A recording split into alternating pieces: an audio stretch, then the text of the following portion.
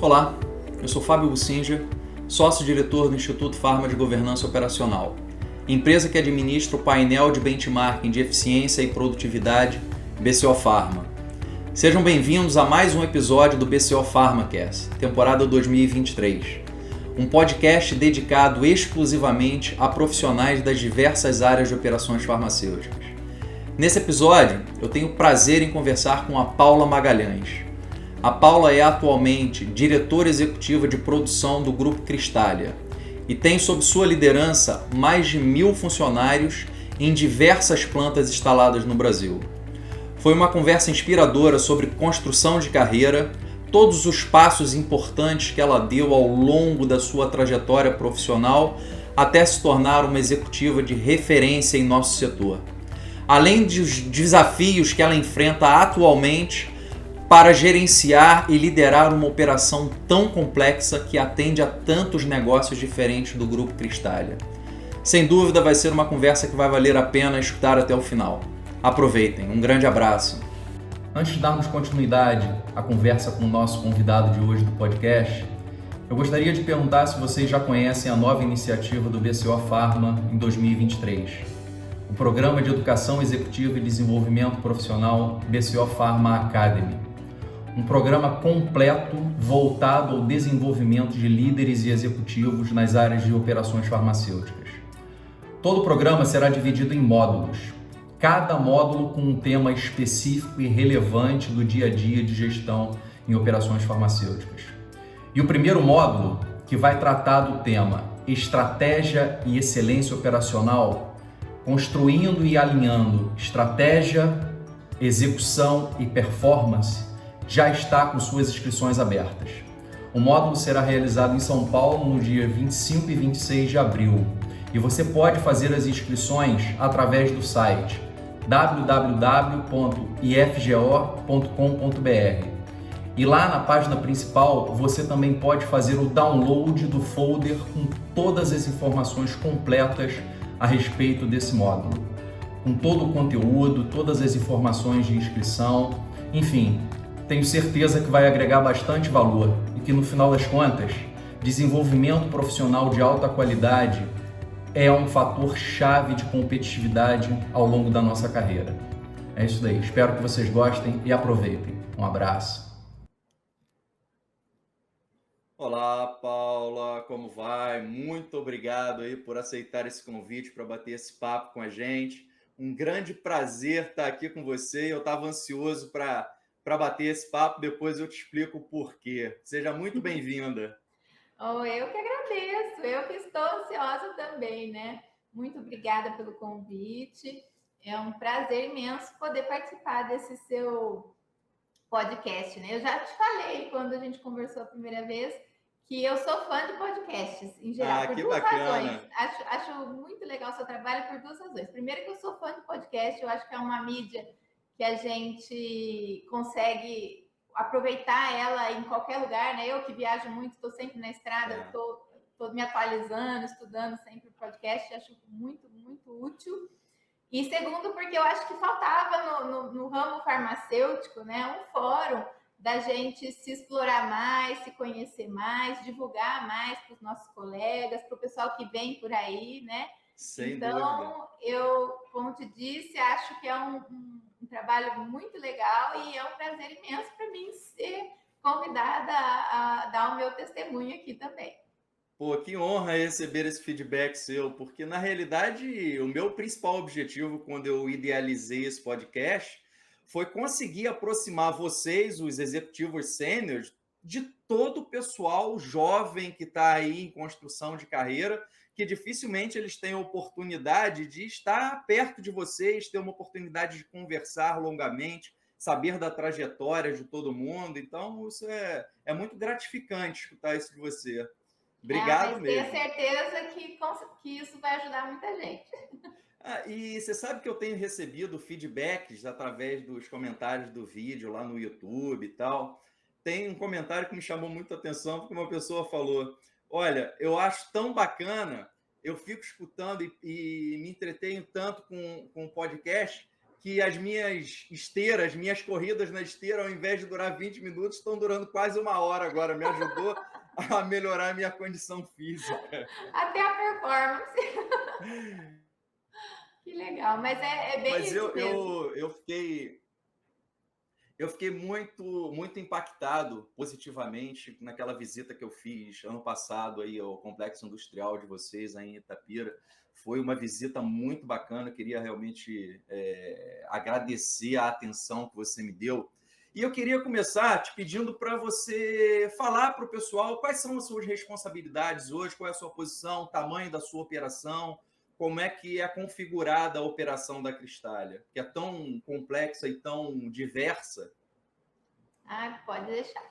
Bom, o Cristália, ele é um laboratório, às vezes, não tão conhecido por ele não ser muito do nicho, né, farma. A gente tem, sim, né, medicamentos do nicho farma, mas o nosso grande forte sempre foi a área hospitalar, né, os medicamentos hospitalares.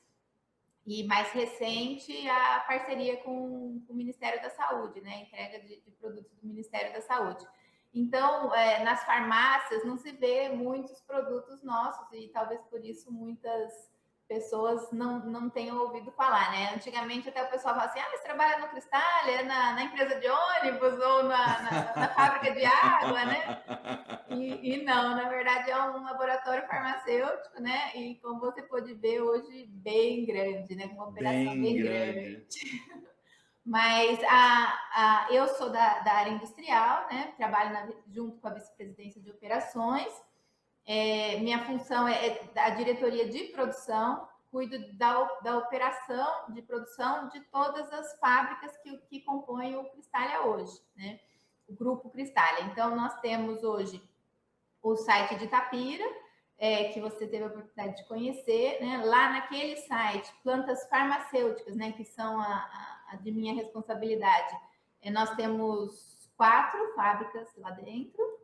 Aquilo não é uma fábrica, aquilo é um complexo industrial. É um complexo industrial, exatamente, porque além da área farma, né, que é a que eu sou responsável, também tem a fabricação de IFAs, né? Então, nós temos a farmoquímica e a biotecnologia. Então, realmente, nós chamamos de complexo industrial farmacêutico biotecnológico.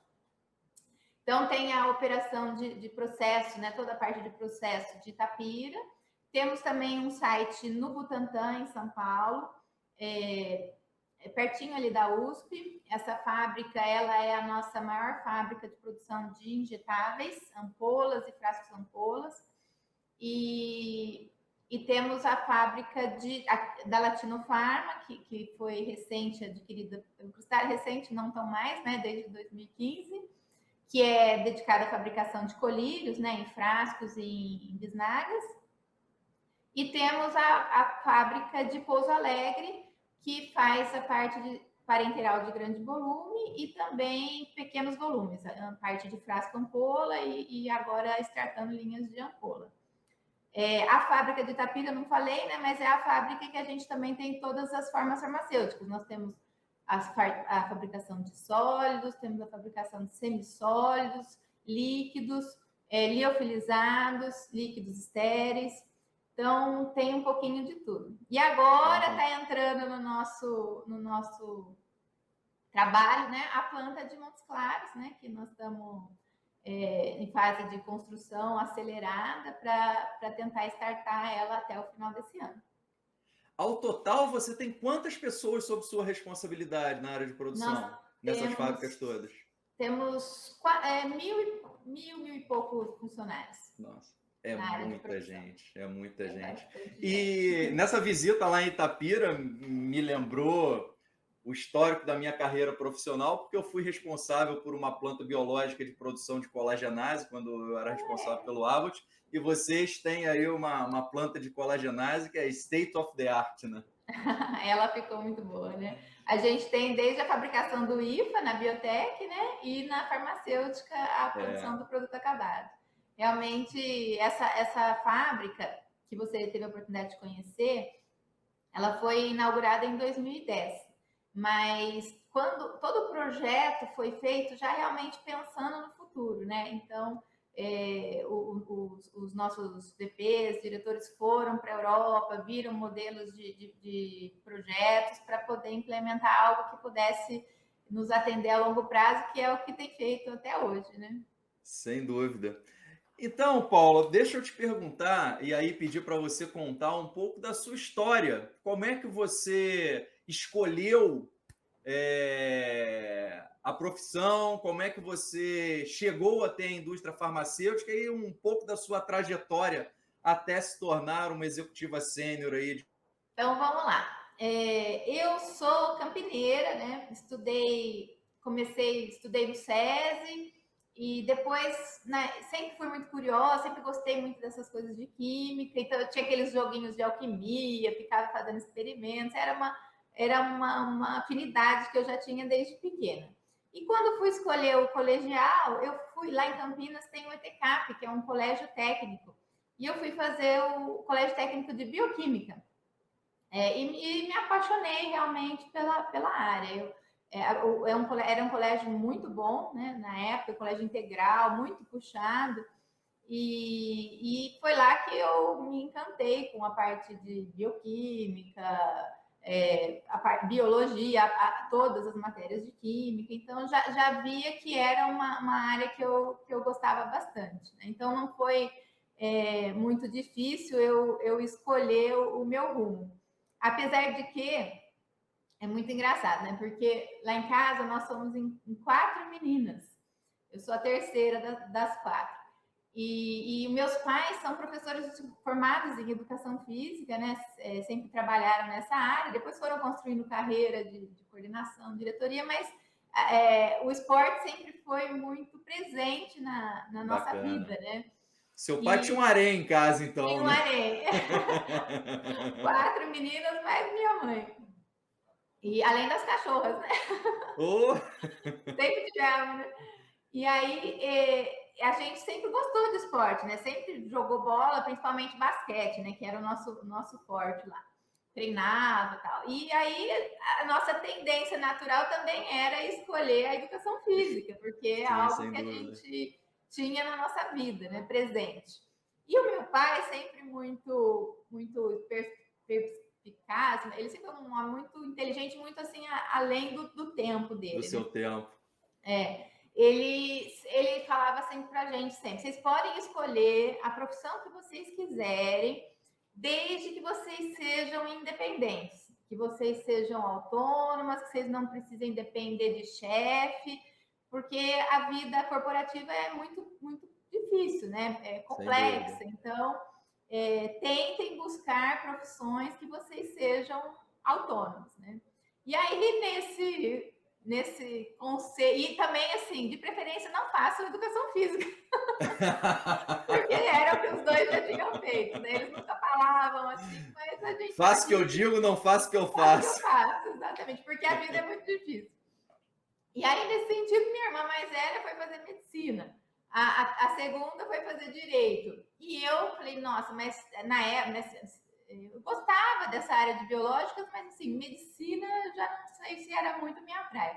Falei, o que eu vou fazer, né? Eu gostava de odonto e farmácia, porque eu tinha a experiência lá do ETCAP. Aí eu falei, vou prestar os dois, vamos ver o que vai acontecer, né? E aí eu prestei, passei nas particulares em odonto e na Unesp, na EFO, eu passei farmácia.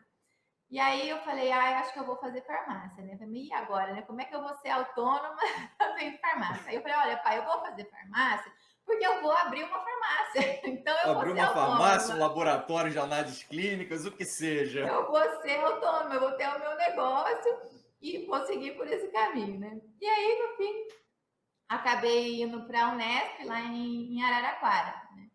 Que também foi uma experiência maravilhosa, porque eu tive que sair de casa, né? Fui morar lá em Araraquara, e eu acho que teve muita contribuição também para a minha formação, essa experiência. Apesar de não ser uma universidade que fica nos grandes polos, né, onde tem indústria para fazer estágio, né? A maioria do pessoal que estuda aqui em São Paulo, eles já têm a oportunidade de fazer estágio desde o primeiro ano. né? Sim. Lá não, ainda mais na nossa época, não tinha nenhuma indústria nos próximos 200 quilômetros, não tinha como fazer nenhum estágio já, estágio em indústria, né, profissional, já na época do colégio. Mas, por outro lado, foi uma experiência de vida que contribuiu absurdamente, acho que para a minha Você amadurece formação. muito, né? Você amadurece muito quando você sai Exatamente, de casa para fazer faculdade. Eu vejo isso na exatamente. minha filha. Minha filha não faz farmácia, mas a minha filha também saiu de casa, ela mora fora para fazer faculdade. E em 3 anos, o que ela amadureceu não amadureceria em 10 aqui. Exatamente. A gente tem que cuidar desde de conta, pagar conta, aluguel, água, luz. Morava em República, né? Onde a gente tinha. A casa que eu morava tinha 6 meninas. E a gente aprender a conviver com pessoas de criações diferentes, de Sem dúvida. vivências diferentes, comportamentos diferentes. Administrar a casa em si e toda uma rotina sozinho mesmo, né? Então, realmente acho que e é uma nova família que a gente cria lá, né? Porque estão Sem todas dúvida. as pessoas na mesma situação. Então, eu tenho aquelas meninas como minhas irmãs de coração. Até hoje, né? Nós temos muito contato, porque foi um período da vida que fez a gente crescer e amadurecer bastante. E a Unesp também me trouxe algumas oportunidades que eu acho que também fizeram bastante diferença na minha formação. Lá eu sempre fui também muito curiosa de me enfiar nas coisas, nunca fui uma aluna nota 10 de todas as matérias, sempre fui uma aluna média alta, né? 6, 7, 8, mas muito curiosa de me envolver e conhecer as coisas. Então, logo no primeiro ano, eu entrei no centro acadêmico para cuidar da atlética que tinha, justamente por sempre ter gostado de esporte. Eu não me De conformava esporte. de lá não ter. A Unesp sempre era a última em tudo. Falei, não é possível a gente não poder ter um campeonato e a gente poder participar e jogar de igual para igual. Então, já entrei no centro acadêmico para montar a atlética, eu selecionava a turma para treinar, fazia o pessoal treinar, né? Sempre movimentando as coisas. E Ou também, seja, já tinha um perfil de liderança desde jovem. porque como era algo que eu gostava muito, eu queria, eu ia atrás mesmo, né? Até Sem foi nessa dúvida. época que eu conheci o Alejo, porque a gente organizava os Copa Farmas, a gente ia nas cidades para fazer realmente a coisa acontecer. E também nessa época eu entrei, as universidades elas têm um programa, não sei se você já ouviu falar, chama Programa Especial de Treinamento, chama PET. E eu entrei no PET da farmácia, é um programa de bolsas, né? Eles selecionam 4 alunos por ano, o intuito desse programa é desenvolver no aluno os 3 pilares da universidade, né? Ensino, pesquisa e extensão. Então, a Perfeito. gente tinha atividades curriculares, né, extra as atividades normais da faculdade, em pesquisa tinha que fazer uma iniciação científica, e ensino, então a gente fazia treinamentos, discussões, e também extensão com ações para a comunidade, né? E foi fundamental por tudo que a gente realizou ali, e para eu descobrir o que eu realmente gostava, né? A área que eu Gostava. realmente gostava de trabalhar. Então foram Uma 4 pergunta, anos da faculdade. você quando entrou na faculdade, você já tinha interesse em ir para a área industrial ou ainda era algo que você não tinha definido? Que campo de atuação você teria? Não tinha. Eu sabia que era para a parte de medicamentos e assistência, mas não especificamente a industrial. Eu justamente ter esse perfil muito de fazer as coisas e atrás, eu também gosto muito de pessoas, de relacionamento, de estar com as pessoas e fazer a coisa acontecer. E a assistência farmacêutica foi algo que me chamou muita atenção, né? Uhum. Ajudar o próximo, fazer ver as coisas acontecerem, melhorar a vida, né, de alguma forma, né, contribuir para isso. Então eu tinha ainda muito essa dúvida, né, que foi ao longo mesmo da faculdade que foi amadurecendo, e na verdade só descobri mesmo depois que eu entrei para fazer o estágio e conheci mesmo como era a indústria. Eu tinha muito essa tendência de ir para assistência. Eu fiz aquele programa da Universidade Solidária, sabe, o antigo projeto Home Loan. Fiquei um mês em Panelas, uma cidadezinha lá no interior de Pernambuco, fazendo também esses. Deve ter sido uma experiência muito rica do ponto de vista pessoal, né? Muito, muito, porque você vai realmente para onde tem necessidade, né? Era um grupo multidisciplinar da Unesp, eu estava representando a área da farmácia, e a gente fez lá treinamentos para merendeiras de nutrição, fizemos hortas comunitárias, fizemos treinamento de assistência básica, de farmacêutica.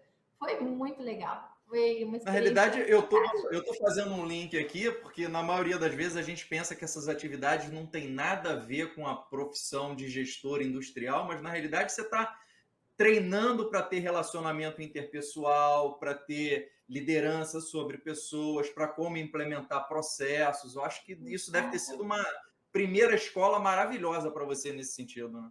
Exatamente, por isso que eu achei importante falar, porque às vezes a gente não tem o estágio específico, mas todas essas experiências que a gente vai angariando, né, ao longo do tempo fazem muita diferença.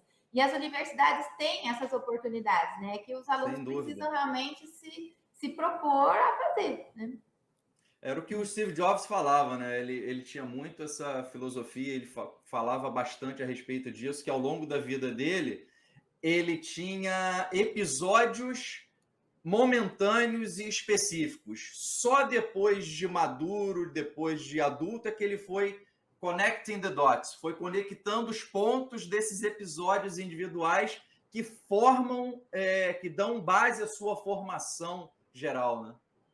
Isso, eu penso exatamente isso. A gente vai ganhando conhecimentos de diferentes formas, não específicos só da nossa área. Ser curioso é útil para qualquer situação. Uma hora você vai linkar aquilo lá e vai ser importante para você em algum momento. Né? E como é que você foi parar na indústria? Então, aí no último ano a gente tem que buscar estágio lá em Araraquara, longe de tudo, não conhecíamos ninguém. A faculdade tinha, né, um programa de tentar buscar estágios, e só que assim, a maioria eu também escolhi fármacos e medicamentos, né? Lá na Unesp tinha as 3 especialidades: análises clínicas, alimentos e fármacos e medicamentos. Então, por isso que eu fui buscar estágio na indústria. E aí eles deram algumas empresas de opções que estavam abrindo vagas de estágio, só que tinha muita gente da minha turma que queria, tinha mais de 20 pessoas buscando essas oportunidades. Eu me lembro que a gente fez entrevista para estágio na Prodome, né, a Merck Sharp Dome, na Sanofi e na Medley. Só que, assim, da minha turma, tinha umas meninas que eram as mais nota 10. Eu olhava e falava assim, ai, meu Deus, eu não vou passar nunca, né? E aí, na Prodome não passei mesmo, né? E aí, na Medley, que eu fui fazer a entrevista, estava eu e mais 2 colegas da minha turma também no processo seletivo. E aí, na entrevista, que foi coincidentemente, né? Eu vou te contar depois, com o módulo, que é o meu atual chefe. Fui lá fazer a entrevista, mas eu já estava meio que descrédula, porque as 2 meninas na faculdade, elas eram mais melhores alunas, né? Mas a conversa foi tão boa, né? A gente, quando tem afinidade, a conversa flui bastante. E a gente conversou bastante, ele perguntava aquelas perguntas básicas, né, de entrevista. E uma hora ele perguntou assim para mim, daqui a uns 5 anos, né? Onde que você imagina que você vai estar, né, na sua carreira e tal? E aí eu, assim, sem pensar, falei assim, no seu lugar. Ele arregalou o olho assim. Eu falei, ai meu Deus, agora que eu acabei com a entrevista, né? Ele falou, gostei da atitude dessa menina, vou contratar. Aí quando ele assustou, eu falei assim, mas aí é claro que aí você já vai ser diretor. Olha onde você está hoje. E aí, no fim, por outras razões também, acabei sendo selecionada para essa vaga na Medley.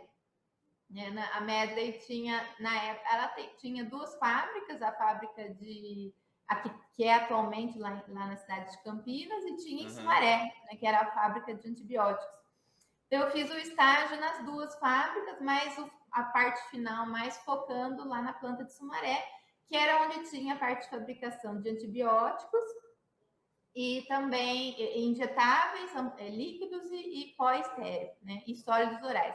Então, foi uma fase muito legal do estágio, porque foi onde eu me encontrei na indústria. E acho que esse meu perfil de ser fuçadora também ajudou bastante, porque estagiário é aquele que faz de tudo, né? Se ele se propõe, ele consegue fazer um tudo. E a Medley sempre foi uma empresa muito avançada, acho que em termos de buscar os projetos, as melhorias. Então, naquela época, a gente ainda nem tinha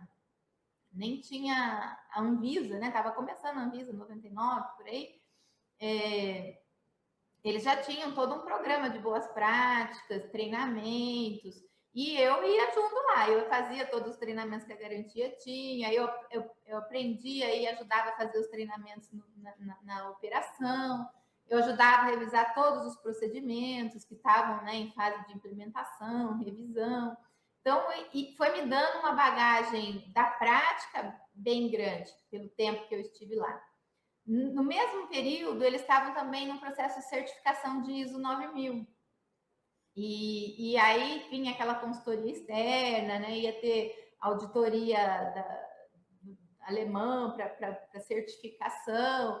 E eu também ajudava, eu me enfiava, né? Ah, precisa de alguém para ajudar. Eu ia lá. Não tinha melhor período para você estar lá durante o estágio, né? Não tinha, porque então, toda a parte de qualidade, a parte de sistema de ISO, então fazer as normas, os procedimentos, adequar, treinar a equipe, eu fui meio que puxando essas atividades aí para ajudar na rotina ali das lideranças da produção. E me trouxe um conhecimento, uma bagagem que foi fantástica para a época, né? E ainda para o período que eu estava lá. Até que teve um episódio muito engraçado, só para você ter uma ideia do quanto eu era fuçada e curiosa, né? Na auditoria, né? Fica o ano inteiro preparando a empresa para essa auditoria externa, né? E aí vieram lá os 3 auditores alemães, estava lá o Dr. Jorge, que era o VP da industrial, o módulo diretor, a doutora Clarice, todo o pessoal da área técnica da Medley na época, acompanhando os auditores durante a visita na fábrica. E eu, muito curiosa, porque tinha ajudado a preparar tudo, não me conformava de não poder estar lá ouvindo o que estava acontecendo, né? Então, onde eles passavam, eu ia devagarzinho assim, ficava num cantinho, assim, meio que escondidinha, olhando, né, para ver o que eles estavam vendo, né, tentar captar o que estava acontecendo. Já assim tinha uma atitude de protagonista. E aí, assim foi ao longo da visita toda. Aí, uma hora, eles vieram vindo, assim, na nossa direção, e aí eu andei e fui lá para a sala de coordenação, né, que é o escritório onde a gente ficava, que tem aqueles visores, né, dentro da fábrica. E aí o auditor foi vindo e foi indo atrás, entrou ali na sala e perguntou assim, quem é essa menina? Eu fiquei verde, amarelo, azul, né, branco, como que na frente de todo mundo, aí ele disse, é a nossa estagiária aqui da produção. Ele falou assim, ela é bem curiosa, né, isso é bom. Você sabe a política da qualidade, né? Porque tinha, né, esse negócio de decorar. Recebeu um feedback positivo do inspetor. Então, morrendo, tremendo, né? Aí falei a política da qualidade lá. Ele falou assim, muito bem, parabéns, né? Continue assim, e saiu, né? Eu gelei, né? Mas, assim, para mostrar que, às vezes, claro, tem que saber, né? No momento de não atrapalhar, claro, mas é importante que a gente busque, né? Isso demonstra atitude. Na realidade, o importante que você está falando para mim aí é a sua atitude proativa em relação à situação, né? Ir atrás. Mas aí, no fim, deu tudo certo, passamos. Então, foi um período que a gente também teve que adequar, como aquela planta era a planta de penicilínicos e cefalosporínicos, foi bem aquela época que veio a orientação para separar, então nós tivemos toda uma parte de adequação do site, né, para os penicilínicos para uma área, os cefalosporínicos para o outro. Então, assim, eu digo que eu tive muita sorte na minha carreira como um todo, né? E a começar por essa experiência lá na Medley, né? Foi um período E você foi não tão contratada grande. lá como seu primeiro emprego? Fui. Aí estava terminando o período de estágio, começa aquela tensão, né? E agora, como é que eu vou fazer e tal? E aí a área de industrial abriu uma vaga de assistente de produção. Uma para a planta de Itapira, uma para a planta de Itapira, de Sumaré e a outra de Campinas, e eu acabei ficando lá naquela vaga como assistente de produção por mais um ano e pouco lá, fazendo essas atividades aí junto com as lideranças da produção. Então, realmente, a Medley foi um período relativamente curto da minha carreira, mas que me trouxe, assim, um aprendizado muito grande. Muito grande. E Além qual foi o próximo passo? Aí, dali, o módulo, né, que era o meu chefe ali da Medley, ele foi para a Cristália, um ano. Logo que eu terminou meu estágio, fui contratada, acho que uns 3 meses depois, ele saiu do Cristália, foi da Medley foi para o Cristália. E aí, um ano depois, ele estava precisando, né, de alguém com um pouco de experiência em injetáveis lá no Cristália, e fez um processo seletivo e me chamou para ir lá fazer a entrevista. E na mesma época, eu estava participando de um processo na AMS também, que era em Campinas, minha família é de Campinas. Então foi um dilema ali saber se eu ia para o Cristália, que na época ainda era bem pequenininho, né? Não tinha tanta experiência. O módulo tinha ido lá para ajudar, né? Nessa construção, ou ficar lá na MS. Aí meu pai novamente, né? Eu falei, nossa, o que eu escolho, né? Fico aqui em Campinas, era uma vaga de liderança no segundo turno, supervisão no segundo turno, ou ir para Itapira, né? Aí ele falou assim, olha, eu acho que é muito importante você ter confiança com quem você vai trabalhar, né? Sem dúvida alguma. É o que eu estava Nosso, pensando aqui. o nosso sucesso sempre está com quem a gente, a segurança com quem a gente tem que trabalhar. Então, se para você as condições são iguais, não tem nada além disso que te faça tomar decisão para uma coisa ou outra, vai em frente, que Itapira é pertinho, não tem problema nenhum. Nem foi aí que eu escolhi ir para Itapira. Ou seja, você trabalha com módulo desde o seu primeiro emprego? Desde o meu Nossa, primeiro que emprego. bacana, que história. Eu não sabia desse detalhe. Que Ele história bacana.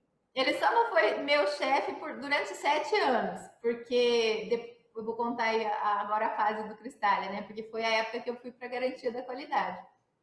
Mas o restante, mas foi meu par, né? Então estamos juntos aí, é um grande parceiro, é uma pessoa que a gente tem uma afinidade desde sempre, né? E isso Não, é uma ajuda pessoa muito, muito isso ajuda bacana. muito. Sem dúvida alguma, é uma pessoa muito bacana. Então, Paula, e atualmente, quais são as suas responsabilidades na sua função? Como é que foi aí essa construção de carreira dentro da Cristália? Então, depois da minha primeira função, né, que foi supervisora lá de produção da planta de injetáveis, eu fiquei 3 anos nessa função, aí eu tive o convite para ir para a área de garantia da qualidade. A gerente da garantia da época tinha saído, e aí o nosso diretor, nosso superintendente da época, o seu Joaquim, me fez o convite, né? Até um pouco antes, né? O módulo me perguntou, né? Paula, você lembra quando você tinha feito a entrevista de estágio? Você falou onde você gostaria de estar, né? Eu falei, lembro. Ele falou assim, então, tá dando 5 anos. A gente Olha, quer vamos lá saber para se aquela área. você teria interesse em continuar a sua carreira, só que agora numa área diferente, né? Porque tinha essa oportunidade, e aí eu fiquei um pouco assustada, porque era uma área que eu nunca tinha ainda atuado diretamente, por mais que eu tinha tido as experiências de execução, né, lá na Medley, dentro do próprio Cristália. Mas, da mesma forma, né, eu perguntei para o meu pai, conversando, o que ele achava, e ele falou assim, olha, você sabe conversar com as pessoas estão te dando essa oportunidade porque elas acreditam que você tem competência para isso, mesmo não sendo a área sua de atuação. E aí eu acabei aceitando, E foi essa época, né, da transição, foi quando veio a RDC 210, então nós tivemos, sim, um mundo de coisa para estruturar na garantia. E fiquei lá desde 2003 até 2010. Foram 7 anos de garantia 7 de anos. qualidade. É uma formação sólida em garantia, né? E é Isso. importantíssimo para todo profissional de operações ter experiência por passar por garantia, né? Exatamente, é isso que eu ia falar. Porque a qualidade, ela é até hoje corporativa. Então, eu cuidava tanto da planta de Itapira quanto da planta de São Paulo, que já fazia parte do grupo na época. E a garantia, a gente sempre procurou fazer uma garantia parceira. A gente acredita muito que não adianta você ser polícia, né? Você tem Claro, que conseguir conquistar, né, as sem dúvida. áreas para que elas entendam a real importância da atividade dela e façam aquilo porque precisa ser feito, né? Não é porque tem alguém nos fiscalizando. E acho que a experiência de ter sido da produção antes fez muita diferença para essa função também. E na garantia a gente acaba ampliando o leque, né? Desde saque, farmacovigilância, a recebimento, almoxarifado, expedição, processo, controle, garantia, validação, tudo. Você Então vê o foi um negócio por período. ângulos completamente diferentes, né? Exatamente. Foi um período também que contribuiu demais aí para o meu crescimento profissional, porque junto de tudo isso, a gente estava construindo a planta 5, ampliando as nossas operações, construindo a planta de oncológicos. Então, foram muitas coisas acontecendo ao mesmo tempo, né? Dessa construção aí, dessa solidificação das boas práticas. Aí, em 2010, o nosso superintendente aposentou, né? O seu Joaquim, o módulo passou a ser diretor industrial, e aí ele me trouxe novamente, né, da gerência da garantia para a gerência da produção, aí no caso da planta de Itapira, né, do site de Itapira. Naquele Fiquei momento, nessa, você tinha responsabilidade só por Itapira. só por Itapira, isso. E aí já todas as formas farmacêuticas, porque era a gerência de produção toda lá do site de Itapira. E aí foi o aprofundamento, né, das operações em si, né, em todas as formas farmacêuticas, e também foi nessa época que a gente começou a construir a área de excelência industrial aqui na Cristália. E a gente começou de uma maneira bem do nosso jeito mesmo, né, caseira, né, com o AE manual, começando a criar os conceitos, os treinamentos de projetos de melhoria, e fomos construindo isso junto com a equipe. Dedicamos uma coordenadora nossa específica para a excelência industrial, e aí fomos construindo esse processo. Quando em 2017 o Cristália incorporou, né, a Latinofarma, incorporou a Pouso Alegre, a Sanobiol, e aí o módulo foi promovido a vice-presidente de operações, e eu passei a diretoria de produção, diretoria industrial, cuidando de todos os sites, né? Da mesma função, mas cuidando em todos os sites. E aí que a gente passou a expandir, né, toda essa cultura de excelência e de processos nos demais sites. E aí acaba que é bem interessante, porque são outras empresas, praticamente. A gente compra, quando a empresa adquire um site, ele já tem toda uma equipe, uma estrutura, um modus operandi, uma forma de trabalhar, pessoas. Tem uma cultura. Uma cultura, tem né? Uma cultura. E ter esse cuidado para que a gente entre nesse processo, para ajudar, para melhorar, né, sem perder o que essa unidade tem de bom, mas agregar aquilo que a gente consegue agregar, é uma arte também, né? Então, é um E teve trabalho... muito choque de cultura? Em algumas coisas, sim. Em algumas coisas, sim. Mas como o nosso jeito de ser sempre... nós temos essa cultura no Cristália de sermos muito parceiros, né? Muito... a relação entre as áreas é bem tranquila, né? A gente trabalha pelo objetivo, né? Não tem briga, quando existe a briga, mas pelo objetivo em si, então é tudo tranquilo. Um clima bom de trabalhar. E aí as pessoas acabam tem a divergência, gostando. Mas tem o respeito. Isso, exatamente. E o pessoal gosta, né? Quando vê que é por uma boa causa, que é por um objetivo maior, melhor, o pessoal acaba comprando a ideia. Tem aqueles que não se adaptam, né? Isso é natural, claro, em qualquer lugar. É natural. Mas de uma forma macro, a gente foi conseguindo, né? Montando a nossa carinha aí nas operações das outras unidades. Porque além da cultura da empresa, tem a da cidade também, né? Cotia tem um perfil, São Paulo, capital, tem outro perfil, Pouso Alegre tem outro perfil e Itapira tem outro perfil. Então, a gente entender, conhecer e adaptar a operação a isso é fundamental para o sucesso do trabalho, porque as vendas só vão aumentando e a gente tem que trabalhar para continuar atendendo. Sem dúvida. E me fala o seguinte, quando você passou 7 anos na qualidade e voltou para a produção, o que mudou na sua cabeça enquanto gestora de produção quando você retornou à produção tendo passado 7 anos em qualidade? O que você pensava antes quando trabalhava na produção e quando você voltou depois desse período na qualidade? O que mais chamou a atenção?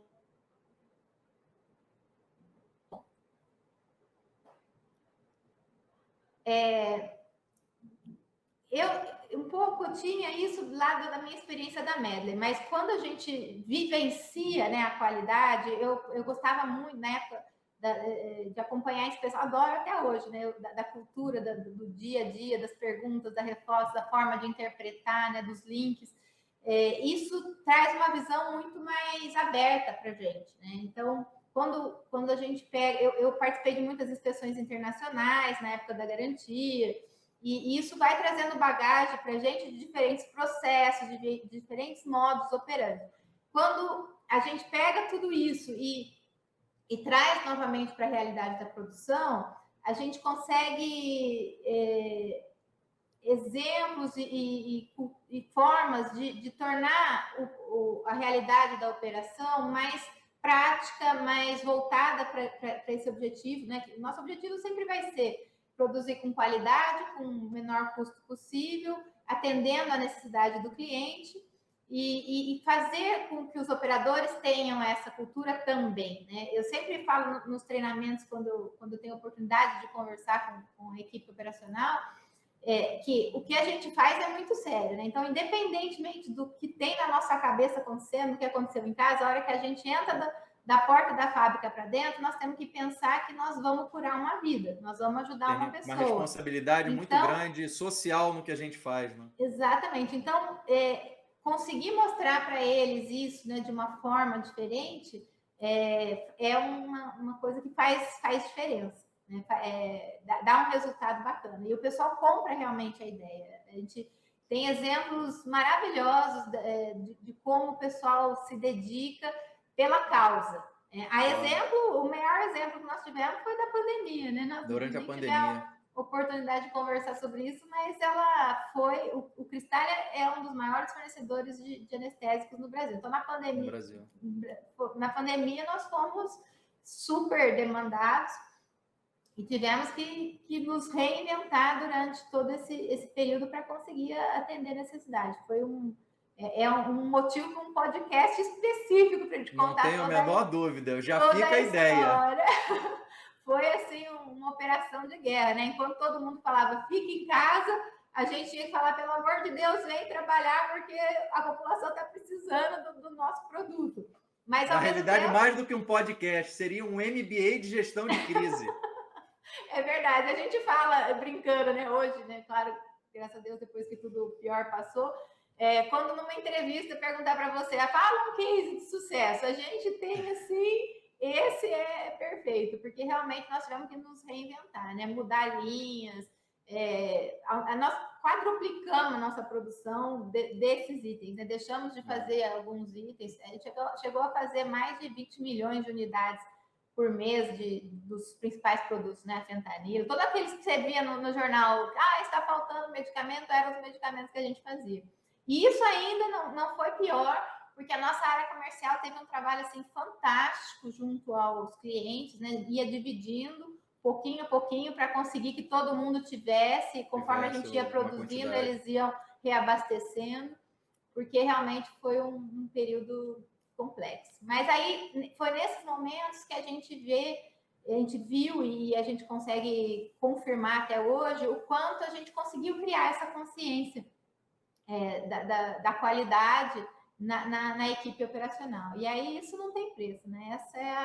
Essa é a minha missão de vida, de estar aqui trabalhando, é o que me motiva, é ver que todo mundo que está ali está engajado por essa causa. Muito bacana mesmo, Apolo. Deixa eu te fazer uma pergunta, porque a sua história de carreira, a sua história de vida é muito rica e as coisas vão se entrelaçando. Mas eu falo que você, junto com outras mulheres do setor hoje, vocês fazem parte de uma geração que estão dando exemplo dentro do setor farmacêutico, que são mulheres que fazem a diferença. Se a gente for pegar, mais ou menos, que vem rapidamente na minha cabeça, mais de 50% das áreas industriais de operações no Brasil, das grandes operações, são lideradas por mulheres hoje. Tem você na Cristália, na área de produção, você tem a Daniela lá na Ipera, você tem a Roberta na Eurofarma, você tem a Andréa Cavalcante em toda a área de qualidade P&D no Teu, você tem a Soraya no laboratório Abbott. É uma geração que se formou de líderes muito eficientes e liderança muito sênior. Quais foram as principais dificuldades ao longo da sua carreira enfrentadas pelo ponto de vista de ser mulher? Você sofreu preconceito, você teve dificuldade de concorrer por posições. Como é que você vê esse movimento dos últimos anos para a gente ter conseguido chegar hoje num patamar que as mulheres hoje, eu digo que fazem a diferença na área de operações farmacêuticas? Olha, eu vou te dizer que eu também acho que fazem a diferença. Minha equipe mesmo, eu tenho grande parte de mulheres também. Não porque eu escolho assim. Eu penso assim, eu nunca tive esse tipo de pensamento. Por ser mulher, isso é mais difícil, não. Talvez pela forma como nós tenhamos sido criadas, né? Nunca tive, sempre fui criada para fazer acontecer, ir atrás, então nunca tive esse tipo de preocupação e talvez por isso talvez nunca tenha me afetado se um dia ocorreu. Eu trato igual todo mundo, uma mulher e um homem, e não vejo diferença nisso, e acho que eles também, todos me tratam da mesma forma também. Então, mas ao longo da sua carreira, você sempre se deparou com esse tipo de situação ou você passou por períodos complicados nesse sentido, por ser mulher? Você se sentiu desprestigiada em algum momento?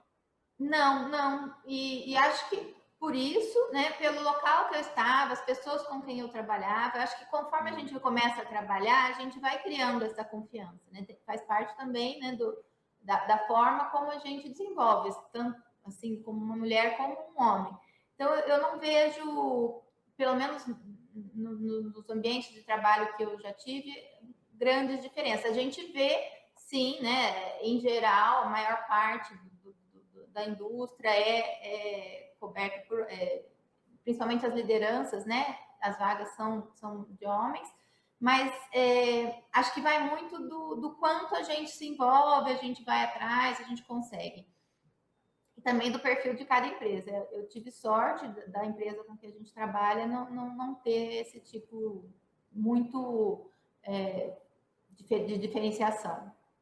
Você sabe que eu me sinto privilegiado por ter contato, conhecer e ter uma excelente relação com todas essas mulheres que eu mencionei, incluindo você. E você sabe uma coisa que me chamou a atenção, e a maioria eu já conversei em podcast, no meu podcast também, mas uma coisa que me chama a atenção que vocês têm em comum: um senso de autoconfiança muito grande desde o início da carreira. Vocês têm uma firmeza de propósito, uma autoconfiança no que fazem, no trabalho que fazem, que talvez vocês nem tenham percebido qualquer tipo de preconceito nesse sentido ao longo da carreira, porque a autoconfiança é tão grande que isso passou batido e nem chegou a ser um tema. Então, eu acho que isso é um exemplo para inúmeras mulheres profissionais competentes que a gente tem hoje aí no setor, que você tem que ter autoconfiança, fazer o seu trabalho, e o setor farmacêutico hoje tem muito mais mulheres do que homens, então já essa questão eu acho que já não é mais um problema dentro do nosso setor. Pelo contrário, eu acho que as mulheres são muito bem vistas hoje enquanto líderes, enquanto executivas sêniores na área farmacêutica, e não só em operações. em todas as áreas, o setor farmacêutico é um exemplo de equidade de gêneros, vamos dizer assim. Eu acho que é bem isso que você falou mesmo, Fábio. Eu concordo com você. A gente já vem naturalmente e eu acredito que quando a gente está fazendo o que a gente precisa fazer, sem se preocupar com o que estão pensando ou não, eu vou atrás, sei o que precisa ser feito, trabalho fortemente para aquilo, busco o resultado, não tem o que se discutir, né? Então, e a gente, acho que por ter esse perfil, a gente nem fica prestando atenção nesse tipo de coisa. Se é que tem, deixa isso para o lado, porque eu vou fazer o que eu preciso fazer, né? E aí a gente acaba sem sequer perceber se tem algum tipo de influência nisso. E eu acho que a mulher, talvez até no setor farmacêutico ainda mais, ela tem se destacado porque a gente acaba agregando duas características que ajudam muito na nossa profissão, né? O setor farmacêutico é muito regulado. Então, a disciplina, a organização, a padronização é algo muito crítico e a mulher tem uma disciplina maior, né? Em geral, claro, né? Não que os homens não tenham, mas em geral a mulher tem mais facilidade com essa questão de disciplina. E também a relação com as pessoas, né? A mulher, em geral, tem um jeitinho mais de tratar os assuntos, né? De levar numa maneira mais... Acho que tem mais maturidade no relacionamento interpessoal. Tem mais maturidade nesse sentido. Bem isso. E isso facilita muito o processo de desenvolvimento e crescimento aí. Eu acho que... E eu na minha experiência executiva, quando eu era responsável por equipes, ao longo da minha carreira toda, as equipes mais eficientes e mais produtivas, que entregavam melhores resultados, foram sempre equipes onde eu tinha mais mulheres do que homens na minha equipe. É interessante isso, na minha experiência pessoal. Uhum. Eu acho que tudo é um equilíbrio, né? Varia muito, né? Da função, da área. Por exemplo, quando eu entrei lá no Cristália, 90% do setor eram mulheres, né? A parte de revisão, lavagem, a parte operacional mesmo. E isso tinha um certo desequilíbrio, né? Tinha muita fofoquinha, muito probleminha. Então, nós fizemos um trabalho também de equilibrar, né? De trazer mais homens também. E o inverso também na área de sólido, né? O sólido sempre teve muito homem. A gente hoje tem orgulho de dizer que nós temos operadoras de compra de máquinas compressoras mulheres, né? Então, realmente, acho que é uma questão de amadurecimento, quebra de paradigma, né? E trabalhando para que as coisas sejam harmônicas, de uma forma ou de outra. E aí, deixa eu te fazer uma pergunta agora sobre o sentido de você é líder de uma operação multiplantas, uma equipe gigantesca, mais de 1.000 pessoas. Hoje, quais são as suas maiores dificuldades enquanto gestora de uma operação tão grande? É encontrar talentos, é reter talentos, é contratar pessoas, é a parte comportamental, é a formação técnica? O que você tem de maiores dificuldades que você enfrenta no seu dia a dia de gestão? Boa pergunta.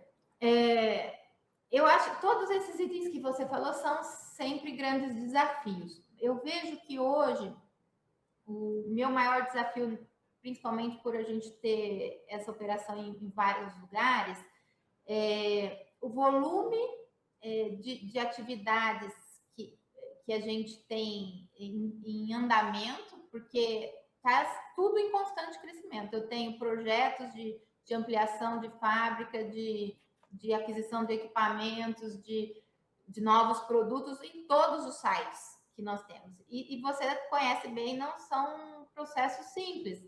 Exige um detalhamento, exige uma dedicação, uma discussão, uma experiência em cima daquele projeto, porque tem que nascer certo, né? Tudo que vai nascer, a gente tem que dedicar muito esforço, conhecimento, discussão multidisciplinar ali, para que nasça da maneira adequada e correta. Então, eu vejo que hoje o maior desafio, e vejo que não é só na minha empresa, né? A maioria das indústrias estão em fases similares, das Big Pharmas, conciliar a rotina de produção, que não é fácil, né? É muito dinâmico, cada dia é um assunto e um problema diferente, a toda essa demanda de desenvolvimento e crescimento que a empresa tem. E aí, isso, eu como profissional e a minha equipe como um todo, porque essa demanda, ela vai desde as nossas decisões e planejamentos até a execução. Então, um analista da produção, um analista da garantia, o pessoal da engenharia e manutenção, tem que saber torear e lidar com essas multitarefas e seguir em frente para que tudo isso atenda, né, conforme as premissas aí da alta gestão. Você acha que você e a sua equipe hoje gastam muito mais tempo administrando aí o dia a dia, os incêndios que acontecem, e você gostaria de ter a oportunidade de ter mais tempo para pensar no futuro, para planejar, para montar estratégias para a companhia para o futuro? É esse equilíbrio aí que você está mencionando? Acaba que grande parte desse tempo já é para essas estratégias de crescimento e desenvolvimento. Então, o tempo falta porque é muita coisa, mas não que a gente não esteja só apagando incêndio na rotina. A gente está utilizando parte desse tempo com essas atividades que são já planos de longo prazo. E, de uma forma geral, a gente acaba tentando, né, conciliar essas necessidades todas, porque realmente o planejamento a longo prazo, né, a avaliação de indicadores, de resultados, é um fator crítico de sucesso. Eu fiz essa pergunta porque eu acho que esse é um tema muito relevante.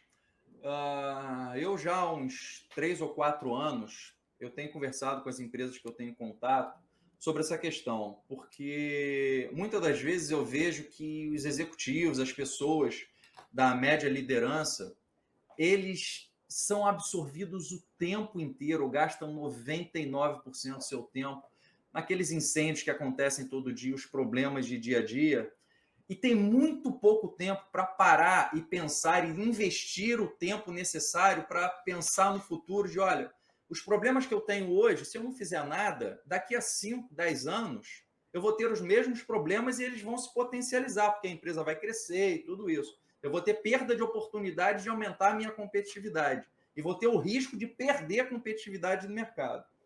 Então, eu tenho conversado, e algumas empresas já estão até tomando esse caminho, de criar uma área só para pensar o futuro da área de operações. Como que a área de operações deve ser daqui a 5, daqui a 7, daqui a 10 anos, para resolver os problemas que a gente tem hoje e os potenciais que a gente pode enxergar na frente. Tem empresas que já criaram, por exemplo, uma diretoria que eles chamaram de inteligência de operações. Foi o caso da Eurofarma, por exemplo. Eles pensam, não estão envolvidos lá no dia a dia da operação, no pega para capar. É óbvio que sempre tem alguma coisa nesse sentido, mas o grande foco deles, o grande investimento de tempo, é pensar a companhia no futuro. E pelo que eu tenho escutado, eu converso bastante lá com o pessoal da Eurofarma, isso tem dado bastante certo. E tem outras companhias seguindo nesse sentido também. Não, isso faz todo sentido, porque a rotina é muito pesada, né?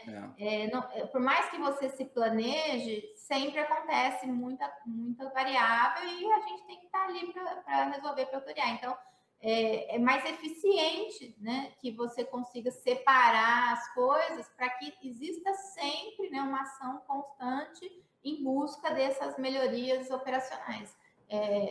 A maioria, a gente acaba fazendo isso, mas de uma maneira mais informal e junto com a nossa rotina. Agora, quando essa estratégia ela é separada, isso realmente pode trazer um ganho bastante interessante. Eu recentemente, agora no final do ano de 2022, eu fui convidado para participar de uma discussão de planejamento estratégico de longo prazo de uma empresa da área de operações. E, ao final, a empresa tinha uma visão para onde queria caminhar com a operação, o que precisaria fazer e tal. E eu cheguei, a minha percepção e a minha colocação foi, olha, mas vocês para chegarem lá, para isso acontecer, tem uma série de habilidades e conhecimentos nos profissionais que vocês têm que ter aqui para levar a companhia para esse caminho, que vocês estão dizendo aqui que não tem hoje. Então, parte fundamental para você conseguir atingir essa estratégia de longo prazo é adquirir conhecimento para a organização, para construir esse caminho, porque com o conhecimento que você tem hoje, para fazer o que você tem hoje, você não vai conseguir ir na velocidade e com a qualidade que você está planejando. Então, esse aspecto de pensar as habilidades e competências, não do que você faz hoje, mas olha, o que eu vou precisar para construir no futuro, eu acho que é fundamental nesse ponto que você está falando aí. E eu queria te fazer a pergunta no seguinte sentido. Do ponto de vista de formação profissional hoje do setor, as pessoas que você contrata, o seu time, você sente que há um gap de formação, dificuldade de formação das pessoas para um futuro de operações, seja mais digital, mais tecnológico, ou até do aspecto de liderança?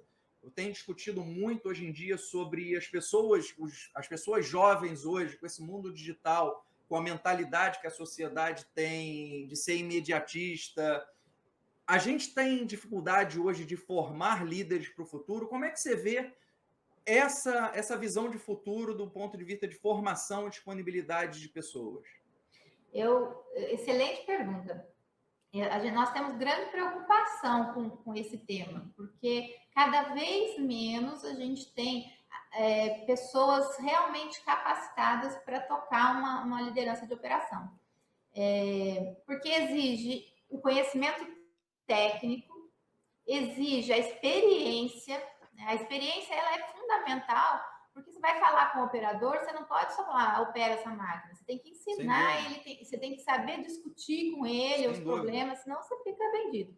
E tem que ter a liderança. Então, são habilidades, são conhecimentos diferentes que não se desenvolvem em pouco tempo, né? Além do conhecimento de tecnologia, do que tem aí de inovação. Então, em geral, o pessoal ainda é muito novo, então não tem alguma, pelo menos uma ou duas dessas habilidades. Às vezes tem muito conhecimento técnico, teórico, né? Mas não tem o prático. E às vezes não tem a liderança, ou desenvolve a liderança, mas ainda não tem a operação. E leva tempo, não é uma coisa que se faz da noite para o dia. E essa nova geração é um pouco impaciente, né? Eles são muito criativos, eles são muito rápidos, eles têm uma habilidade diferenciada da nossa época. Porém, eles têm essa ansiedade de crescer e se desenvolver e ter funções maiores muito rápido. E aí acaba não tendo tempo para desenvolver essa habilidade do conhecimento prático mesmo, para realmente ser um gestor que sabe o que está falando, né? E ainda mais no nosso caso, que a maior parte da nossa operação é com produtos estéreis. Então, é um conhecimento ainda mais diferenciado, pensando no mercado farmacêutico do Brasil, né? Trabalhamos também com muito produto anestésico, narcoanalgésico, né, produtos controlados pela portaria 344. Então, nós temos peculiaridades na nossa operação que é difícil encontrar pessoal capacitado para isso. E a liderança em si, de uma forma geral, porque quando tem muitos funcionários, né, a equipe é grande, você tem que saber lidar com os problemas da atualidade, né? Tem muita gente com depressão, tem muita gente com ansiedade. Então, é um ambiente muito complexo para ser administrado com pouca experiência. Você está falando isso daí, me lembra, há pouco tempo eu estava conversando com uma empresa e uma pessoa me falou que dentro da equipe dela, uma jovem de 28 anos foi afastada por burnout.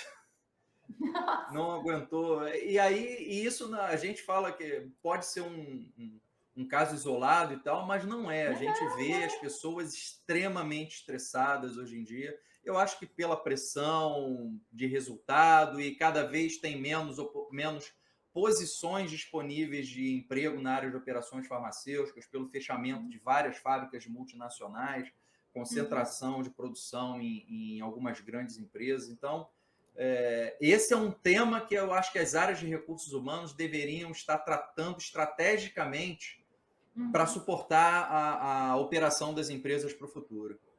E também, completando, né, a sua questão inicial, o planejamento do nosso futuro tem muito a ver com o futuro do negócio, né? O que exatamente a empresa tem de plano para que a operação seja desenhada para suportar isso, né?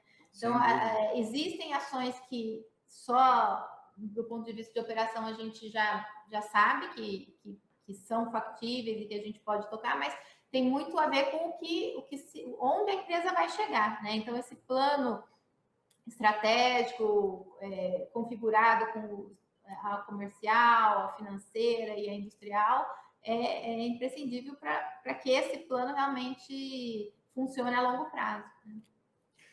É isso aí, Paulo. Estamos chegando aí no nosso tempo. Eu queria te agradecer muito e principalmente pela gentileza que eu sei que essa semana você está no meio de uma inspeção aí de boas práticas. Então, você dedicar uma hora do seu tempo essa semana aí foi um privilégio nosso e me senti muito honrado. Muito obrigado pela atenção e o papo foi muito bacana. Eu tenho certeza que vai ajudar e as pessoas que vão estar nos escutando, nos assistindo, vão ter muitos insights com essa carreira brilhante, essa história de vida aí brilhante para o sucesso que você tem hoje. Muito obrigado.